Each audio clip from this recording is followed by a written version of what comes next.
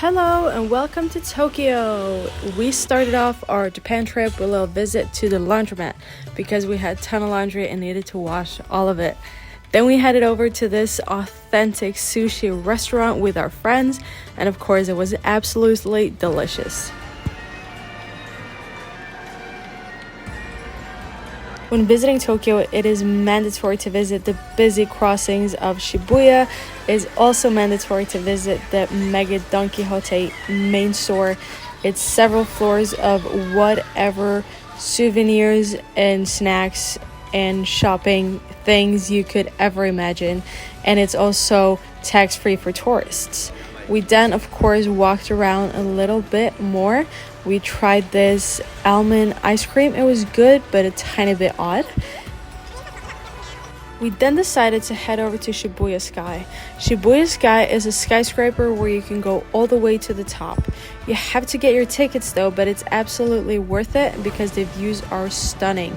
You'll get a 360-degree view of Tokyo, and there are also surprisingly few people here, so that was a very pleasant surprise. And I'm very happy that we made it there because the views were stunning and there were so few people, so we were able to just walk around and take it all in.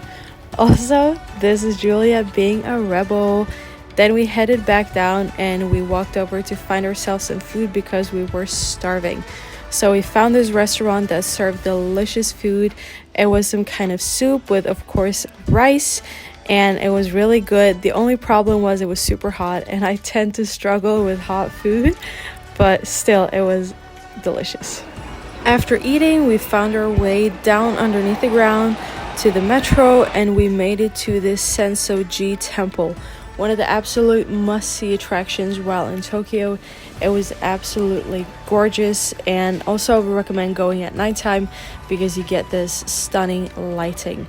Then of course we walked around for a little bit more, and we then of course made our way to one of our favorite restaurants in Tokyo and in Japan. And it is a tiny bit embarrassing because it is a chain restaurant, but it's okay because the sushi is absolutely delicious.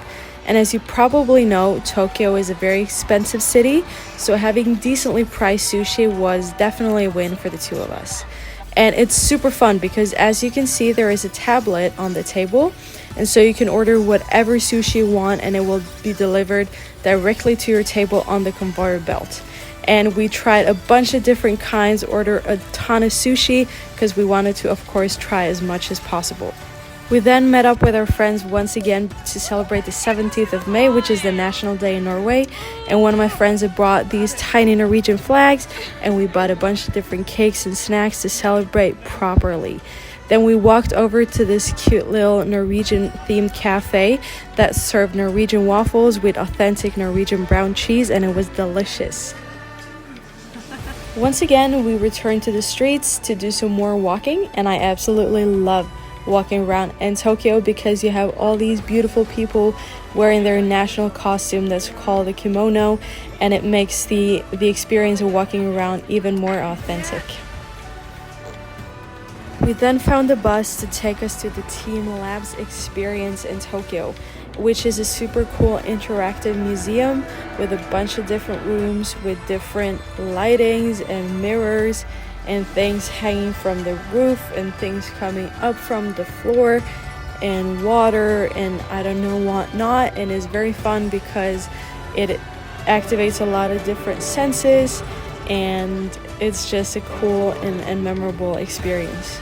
And I particularly enjoyed this room because it had a lot of these big floating balls that changed colors and a mirror on the floor, which I thought was very fun. We then walked into this room that had a projector showing all these different images all over the room, so floor, ceiling, walls, all over the place, and it was actually pretty fun. And we laid on the floor and we just took it all in.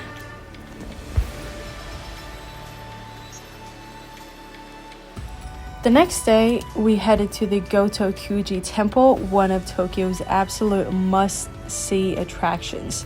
And also, it is a must-visit for cat lovers because the Gotokuji Temple is known as the birthplace of the Maneki Neko, or the luck-inviting cat figurine. So a bunch of people come here to write down their wishes and make a prayer to all of these cat figurines. I thought it was really cool because I'd never seen that many cats in the same place before. We then headed over to the Shinjuku Golden Gai, which is a narrow area with over 200 bars, and you can order delicious ramen noodles from small machines like this. It is also a great place to try the famous sake, the Japanese rice wine. Say kanpai. Kanpai. We all tried different flavors, and we had this adorable Japanese man film us while we were trying the ones that he had recommended us. We were also very lucky to find a sake bar that would actually let us in, because a lot of them are for locals only. So from all of us, thank you so much for watching.